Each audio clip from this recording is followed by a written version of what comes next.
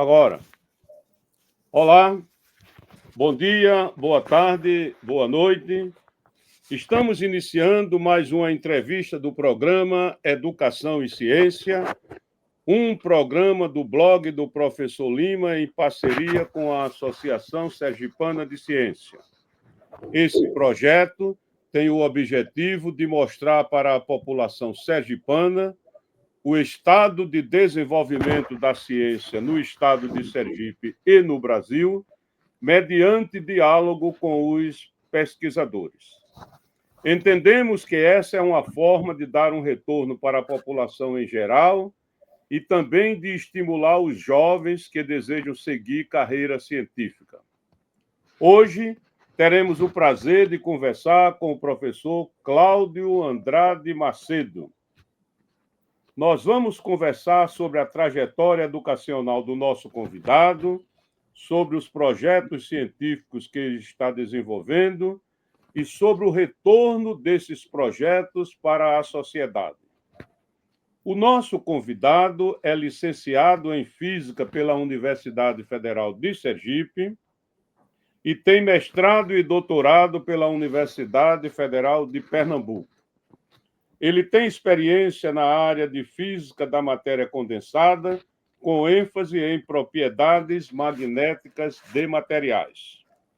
Publicou 37 artigos científicos em revistas indexadas, publicou 110 resumos em anais de congresso, orientou 9 dissertações de mestrado e 2 teses de doutorado, e orientou diversos trabalhos de conclusão de curso e iniciação científica. É professor aposentado da Universidade Federal de Sergipe, onde exerceu os cargos de pró-reitor de pós-graduação e pesquisa, assessor do reitor, chefe do Departamento de Física e coordenador do Programa de Pós-Graduação em Física. Foi assessor do secretário de Estado da Educação de Sergipe, quando atuou no monitoramento dos indicadores educacionais. Atualmente, o professor Cláudio administra um site de divulgação científica, onde publica artigos sobre ciência, educação e políticas educacionais. Muito obrigado, professor Cláudio, por ter aceitado o nosso convite. Para início de conversa, eu gostaria que o professor falasse um pouco sobre a sua trajetória educacional. E eu peço que fale sobre a sua formação básica e formação universitária e diga, sobretudo, o que o levou à carreira científica. Professor. Bom dia. Como o professor Lima falou, bom dia, boa tarde, boa noite, né? Mas o fato, professor Lima, é que eu tive uma trajetória escolar, educação básica convencional, né? Estudei naturalmente, só que no interior, né? No caso, fiz o antigo ginásio e o científico antigo, né? Ensino médio, em instância. E o que ocorreu é que sempre fui aquela pessoa que gostava de ler muito e particularmente ler muito, na época de adolescência, ler muito ficção científica, né? Fã de Asimov, Arthur Clarke e essa turma. E isto, naturalmente, me levou à área de ciências exatas e logo a física. Fiz vestibular para a universidade em 73 e na Universidade Federal de Sergipe tínhamos apenas, na época, a licenciatura em física. Então, fiz licenciatura em física, que foi muito bom, muito bom. Eu, até hoje, tenho ficado feliz tenho me sentido felizardo, digamos assim, de ter feito licenciatura, por conta da parte que a gente chama pedagógica, né? Todo um aprendizado que me ajudou na minha trajetória de professor, de educador, né? Bom, então eu fiz licenciatura em Física na UFES entre 73 e 76, né? Em 76 mesmo, fiz concurso para professor do Departamento de Física da UFES e depois, entre 78 e 85, já como professor da UFES, fiz mestrado e doutorado na Universidade Federal de Pernambuco, como o professor Lima falou há pouco, mestrado e doutorado em Física. Nesse meu período de pós-graduação, eu me dediquei plenamente à chamada teoria de sistemas magnéticos de elétrons fortemente correlacionados, que era um assunto na época, né, início da década de 70, de grande interesse por conta de entender melhor como é que surge e se mantém o magnetismo de materiais como ferro, níquel, cobalto, que esse magnetismo é essencial, inclusive, hoje em dia na tecnologia, né? Então, o entendimento teórico, ele permite desenvolvimento de materiais novos, você faz ligas, etc. Da minha pós-graduação, né, da minha dissertação e tese de pós-graduação, surgiu alguns artigos científicos que foram publicados em periódicos muito relevantes na área de física, né, como Físico Review, Eurofísica Elétrica, e outros que deram, até hoje, dezenas de citações. Mas é isso.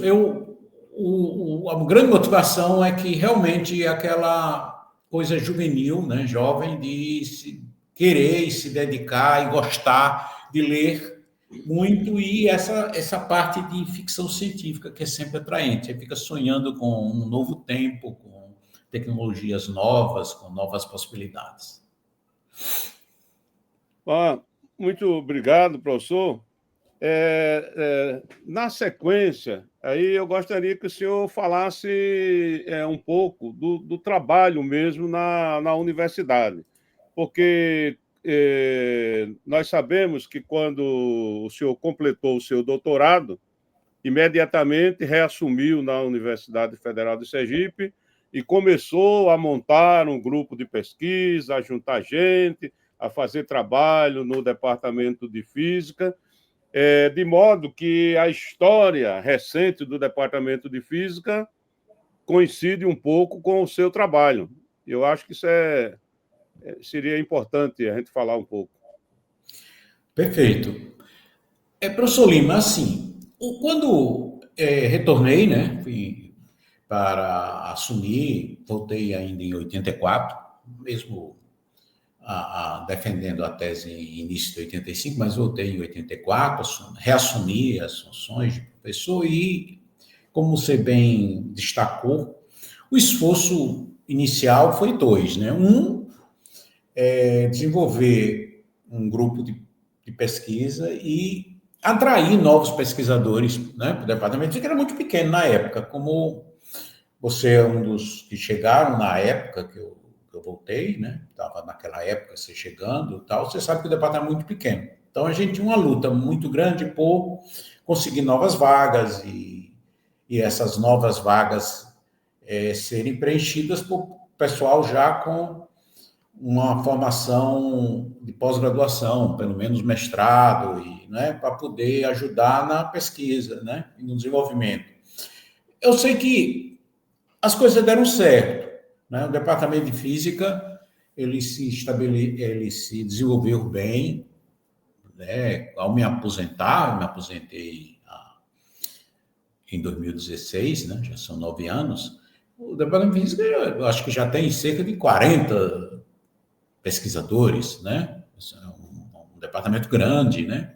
Atendendo 4 variedades da área de física, de graduação, tem mestrado, doutorado, né? Além de licenciatura em física, tem bacharelado em física, tem bacharelado em física médica e tem bacharelado em astrofísica. Então, é um desenvolvimento incrível. E o certo é que, quando eu voltei para física e do meu lado de pesquisa em si, né, foi manter os projetos que eu já tinha no mestrado e doutorado e desenvolver novos. mantive teoria de magnetismo e sistemas magnéticos, era a tema inicial, né, meu de formação, e mais comecei a desenvolver a parte de simulação de Monte Carlo quântico, chamado, né, de sistemas magnéticos, e desenvolver métodos numéricos, porque estávamos no comecinho na UFES, e como nas demais universidades federais, dos sistemas computacionais, que permitiram a gente já fazer cálculos sofisticados. Né? Lembro dos meus primeiros programas de Monte Carlo quântico, levar dezenas de horas rodando, né, naquele computador da época, né? Dezenas de horas, às vezes o fim de semana inteiro, e faltar energia no meio do programa, aquelas coisas incríveis, mas que no final deram um resultado muito grande, porque consegui, durante meu período como professor, por 40 anos, né, e orientar dezenas de projetos de ação científica, de TCCs, dissertações de mestrado e tese de doutorado em física. E esses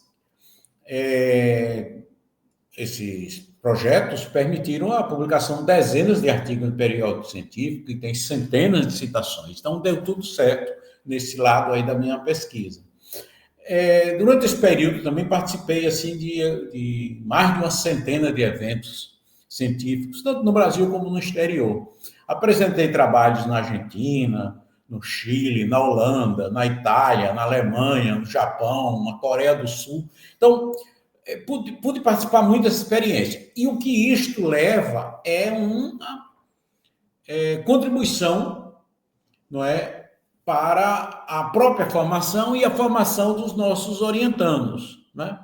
Então, por exemplo, tenho desenvolvido, como você citou bem, em um site de divulgação científica, escrevendo textos de divulgação científica. Eu já tenho cerca de, sei lá, duas centenas de artigos publicados, né? Além de fazer palestras. Sempre que me convidam, eu sou aquele que aceito logo. Me convida para dar uma palestra, já vou, dou uma palestra em várias instituições, né? Tanto daqui como de outros, ou tanto da UFES, como de instituições da sociedade, né? Terceiro setor, órgãos de controle e de certas. Eu tenho dado muita palestra e sempre ressaltando a questão da ciência e sua relevância para a sociedade, para o desenvolvimento humano, para a racionalidade. É isso.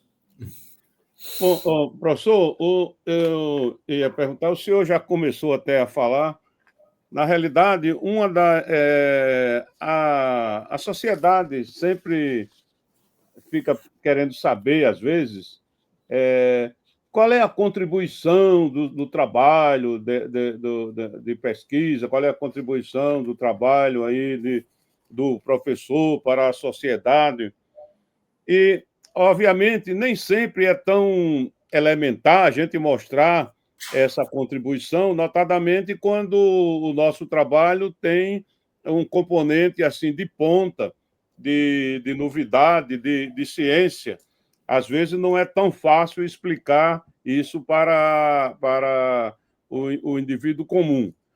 Mas o senhor já começou a falar aí de um desdobramento desse trabalho, que é o de formação de pessoas. Tá certo? O professor falou que teve alunos, e esses alunos não só estudaram aqui e adquiriram o título de mestre ou doutores, mas também foram para outros lugares e ocuparam posições. Eu queria que o professor falasse um pouco sobre isso. Pois sim. Olha, professor Lima, é assim, o fato é que a gente faz, são duas, o trabalho acadêmico, ele é instigante por conta desses fatos que se relacionam. Você é professor, no sentido estrito, né? Usualmente vai para uma sala de aula e se comunica com aquele grupo de estudantes. Isso gera uma interação com centenas, às vezes milhares de jovens que estão em desenvolvimento na sua formação acadêmica, né? Isso influencia fortemente. Isso é professor no sentido estrito. Só que sua atividade de pesquisa, ela dá um molho adicional a esta atividade de ensino, né? Porque você tem a prática, você faz, né? Você realiza, você desenvolve. A atividade de pesquisa, por outro lado, lhe permite o chamado trabalho de orientação. Como eu falei há pouco, e você também na introdução citou, eu orientei dezenas de projetos, né? Tanto de iniciação científica, quanto de mestrado, doutorado, né? TCCs.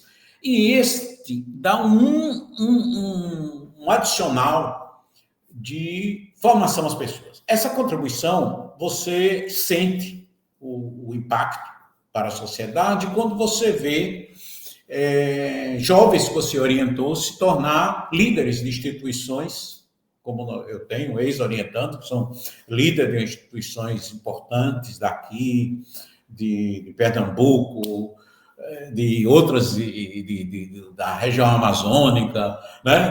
de outras instituições do Estado. Lideranças, quer dizer, pessoas que assumiram liderança e você teve uma contribuição inegável na formação dele.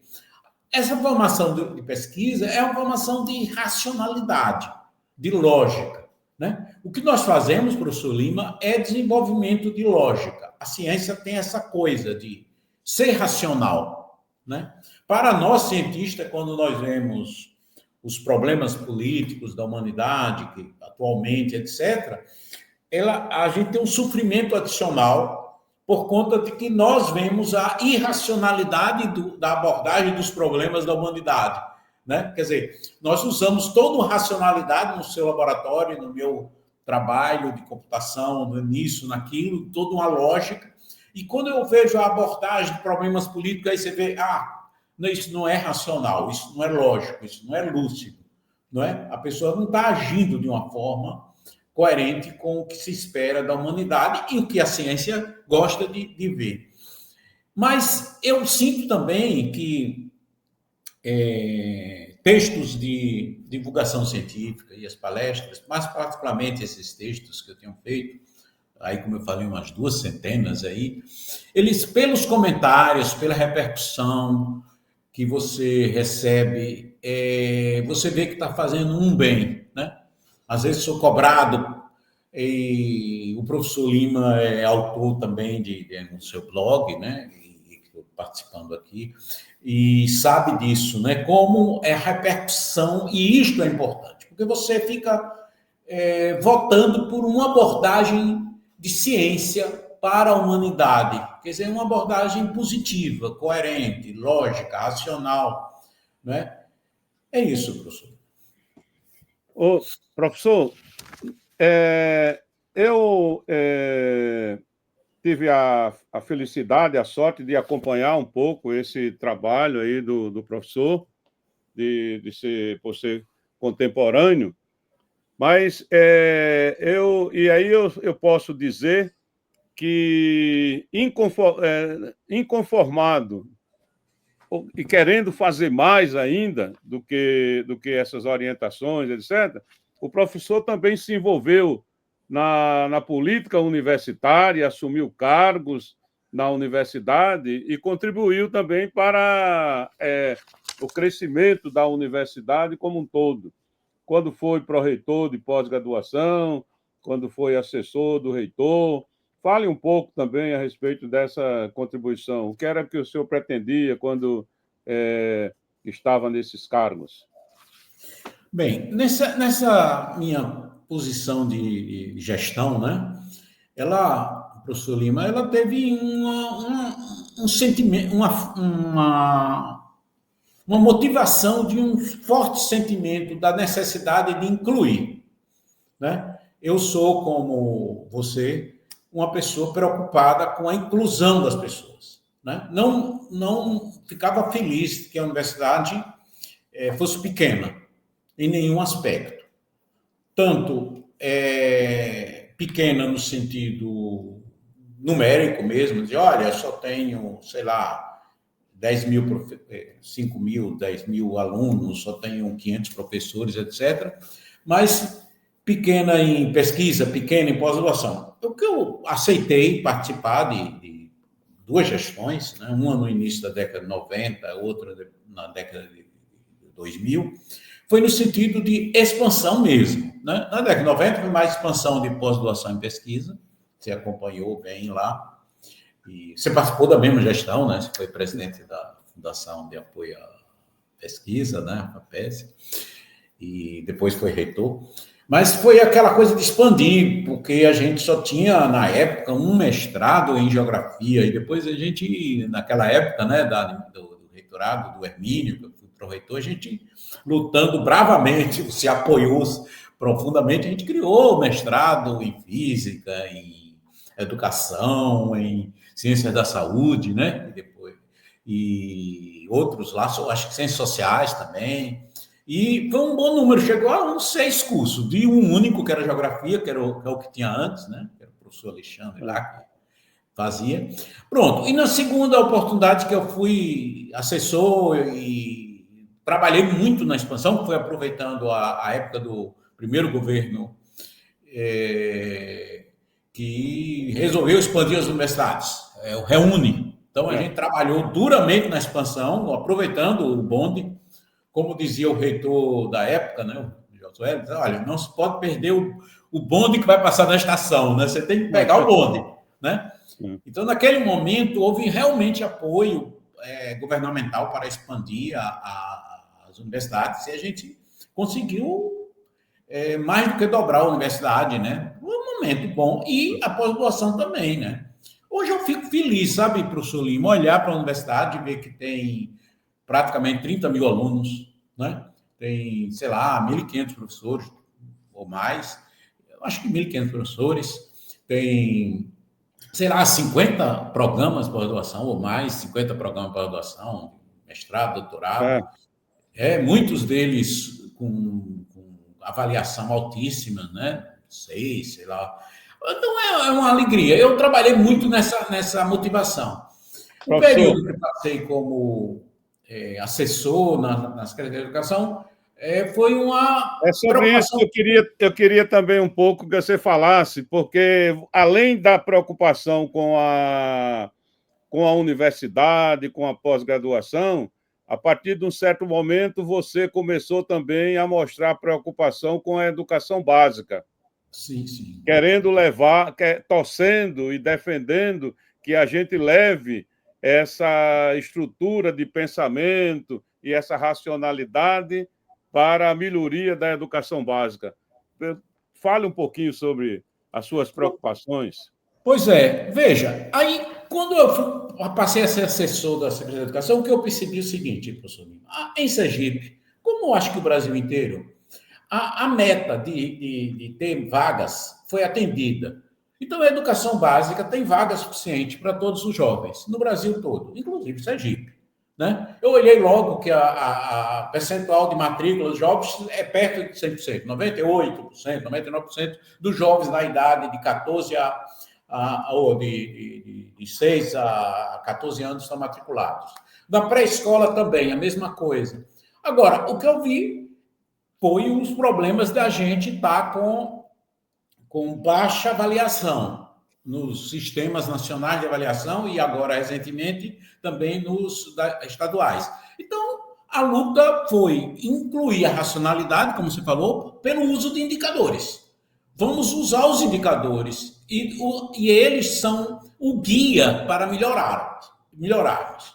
Né? Por exemplo, uma das coisas que eu descobri como assessor, e já publiquei artigos sobre isso, tenho dado muita palestra, e até recentemente, semana passada, falei sobre isso, é que há uma correlação muito forte entre o percentual de crianças em creche, que em Sergipe é bem baixo, o percentual de crianças em creche, 0 a 3 anos, e a efetividade da alfabetização aos 7 anos de idade.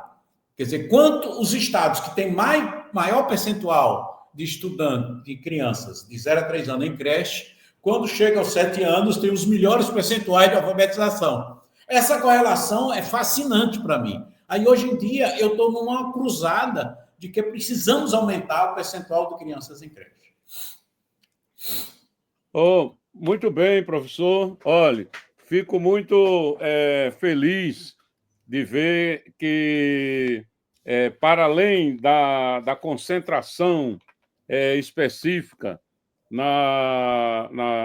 de estrutura cognitiva, no aprendizado de ciência, o professor carrega essa preocupação social. Isso é muito bom.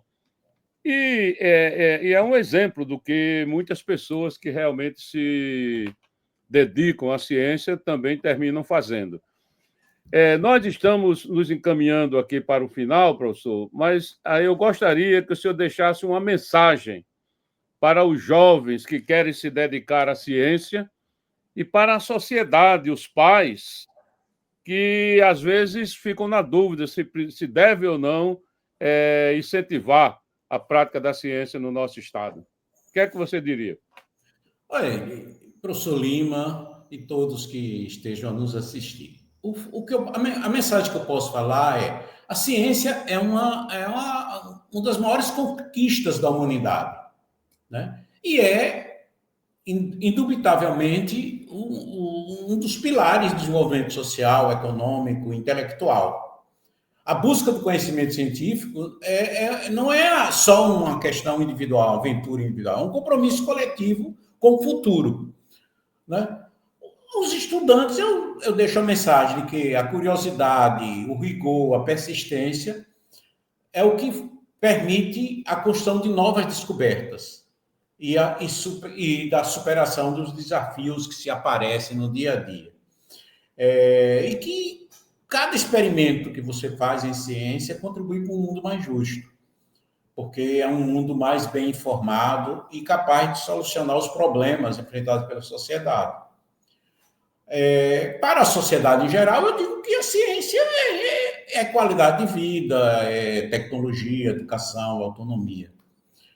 Viu? E, portanto, eu acho que todo jovem que se sentir minimamente motivado deve encarar e saber que vai ter uma vida produtiva e útil para a humanidade ao se envolver com ciência. Muito obrigado, professor. Muito feliz por essa oportunidade. Espero que possamos repetir mais para adiante outras vezes. E, mais uma vez, sucesso e que continue com esse entusiasmo e essa capacidade de contribuir para o nosso estado de Sergipe e para o Brasil. Muito obrigado e até a próxima. Obrigado pelo convite, professor Lima. Até a próxima.